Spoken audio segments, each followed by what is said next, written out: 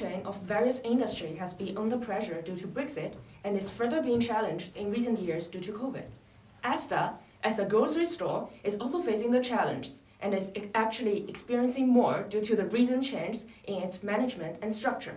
Today, my teammates and I are going to dig into the business of ASDA to get it through.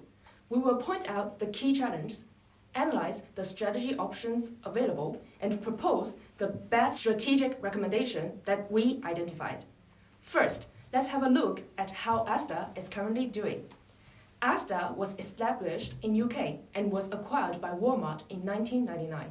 It has maintained a stable performance and maintained the 4th place in the market for some time. Supermarket is the core business of the company, while it also provides a bit financial services.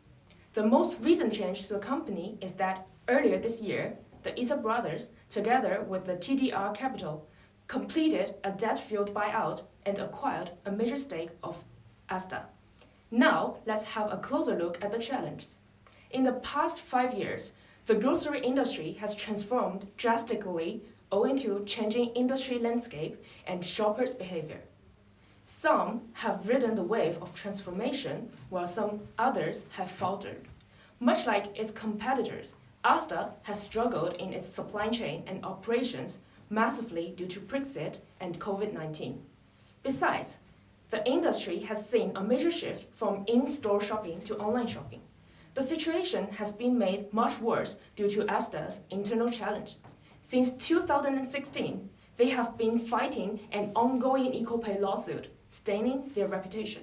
Additionally, their £6.8 billion acquisition has turned into a classic case of bad change management, affecting the culture and morale of employees. Next, my colleague Nico will lead you through the challenge in more details. ASDA are facing challenges on multiple fronts. Firstly, COVID and Brexit have had a massive impact on overall industry supply chain, both in terms of procurement, delivery, and labor. ASDA credits a decline of 16% in operating profit to rising costs due to COVID. The industry has also seen an average of 13% increase in spending on automation accelerated by COVID, which is eventually going to have an impact on ASDA's finances. Secondly, consumer behavior has strongly shaped the retail industry. Online retail has grown at 66.7% year over year and has contributed to 39% of UK's retail growth. Overall, brand loyalty has also declined because of consumers switching between competitors in search for more value. To keep up with this changing consumer behavior, investment in e-commerce is required along with increase in warehousing and marketing expenses. Thirdly, the ongoing equal pay lawsuit, which ASDA has been fighting since 2016, has deeply affected employees' morale due to a mismatch between ASDA's value of doing the right thing and their actions of constantly trying to win this battle. This has been made worse by a controversy created by ASDA in 2019 regarding forcing contract signing. Needless to say, this lawsuit has also comes with years of high legal expenses and an estimated 500 million in settlement if and when ASDA loses the legal battle. And finally, ASDA's acquisition by EG Group is turning out to be a case of inefficient change management. There is a clash of cultures because ASDA has a more stable and corporate culture while EG has a more entrepreneurial culture. This clash has been made even worse by a lack of communication from senior leadership with ASDA employees because ASDA has a culture of open and honest communication. Furthermore, because of this acquisition, a leadership vacuum was created when ASDA's CEO departed this year, followed by departure of multiple CXOs and second-tier leadership. This acquisition has also resulted in an increase in their debt ratios and interest expenses. Now, Tasnia will talk about the recommendations to address this changing environment within ASDA. So how should ASDA address these challenges? We recommend these 4 steps. Firstly, address the elephant in the room, which is change management. The CXO vacancies need to be filled immediately, and we recommend promoting an internal successor for either the COO or the CSO roles, and an external for the CEO role. This should be followed by a clear plan for change management through open communication with employees on change, expectation, and values. Secondly, to be ahead of the curve, ASDA needs to be more agile and forward-thinking. With data and digital at the heart of transformation, it would be critical for them to adopt agile ways of working and invest in innovation to be able to respond to change fast. Thirdly, because their reputation has taken a hit, employee grievances are on the rise due to the lawsuit. We suggest them to equalize pay for both distribution as well as shop floor employees. While this does increase their overall expenditure in salaries by 18%, this coupled with a more proactive D&I drive in distribution can help douse the fire. And lastly, the above three recommendations can be amplified by a focus on capability development. As per McKinsey, 1/3 of all retail roles will be displaced by technology by 2030, which is why, now more so than ever, employees need to be equipped with future fit skills to avoid the need for restructuring. Training could also ease ASDA's adoption of EG's entrepreneurial culture, which could be key in maintaining pace with innovation. It will also be worthwhile to invest in upskilling shop floor female employees to give them a chance of moving to warehouse roles. As a consequence of our recommendations, while costs in R&D, training, and wages do go up, they are offset by potential decreases in operational costs as well as recruitment and restructuring costs. My colleague Yingfei will now help you explore ASDA's strategic options. There are three potential options for ASDA. First is to enter the convenience store market. A number of competitors have big convenience store activity. For example, Tesco Express and Sainsbury's Local. ASDA has had plans to create ASDA on the move in gas station. You could accelerate this progress and try to acquire a convenience store brand such as Best Way, utilizing more in-town sites to build. Secondly, focus on the cost leadership. ASDA already has a reputation for the best price. To maintain competitive, it will be important to maintain cost leadership. This can be done by creating a more effective supply chain, investing in R&D, etc. Lastly, deepen its differentiation. Competition from the likes of R&D are stealing market shares from ASDA. On the backdrop of a growing experience-led economy, by becoming a more experienced brand, ASDA can retain market share by tempting customers in who want more of the experience from its shops. So, based on our research, we suggest that ASDA persist with both the second and third options, increase the focus on cost leadership and deepen differentiation. There are clear reasons to combine both approaches. A McKinsey report discusses price sensitivity as the most important trend facing retail, and that value is key. 37% of the consumer are looking for ways to save money when grocery shopping. ASDA already has a reputation of being a low-cost provider, and therefore, this is built into its existing resources and capabilities. The continuing and growing supply chain cost and efficiency challenge is pushing at all supermarkets, including ASDA. With a continuing focus on and the development of its cost leadership, ASDA will be able to take what would otherwise be a challenge and leverage it as competitive advantage. By maximizing on their current abilities in low-cost leadership and implementing further activity, ASDA will be able to keep costs low to compete with and win market share from competitors. Deepening differentiation allows them to drive competitive advantage from changing customer trend. As mentioned earlier, this trend includes ease and convenience and experience.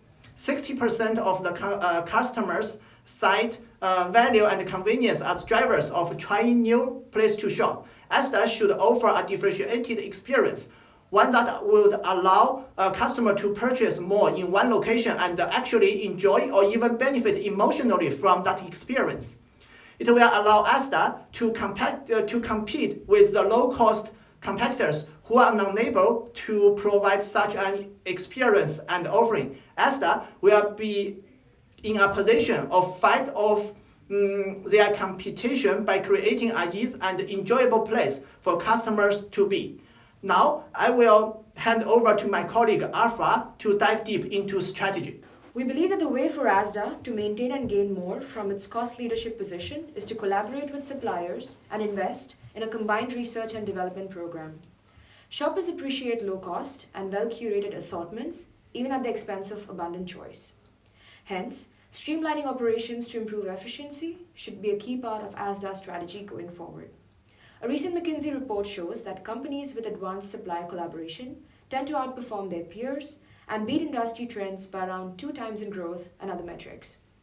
Currently, ASDA spends relatively low on R&D, about 1.6% of its revenue, which is significantly lower than the industry average of 13%. Implementing a collaborative investment will help ASDA gain benefits from innovation, sustainability, R&D expenditure, and avoidance of risk, and ultimately reduce costs related to supply chain. To deal with differentiation offerings, firstly, ASDA should encourage partnerships. Partnerships will allow ASDA to provide value that is not available elsewhere and create an ecosystem of products that are all available in one space. The EG Group has a number of partnerships under its banner. For food services like the Leon Food Network and food chains like KFC, Greggs, etc., ASDA can leverage these relations to ultimately increase footfall. Secondly, ASDA should curate a loyalty program for its customer base. With newly created synergies, the benefits of a well-thought-out loyalty program will be manifold.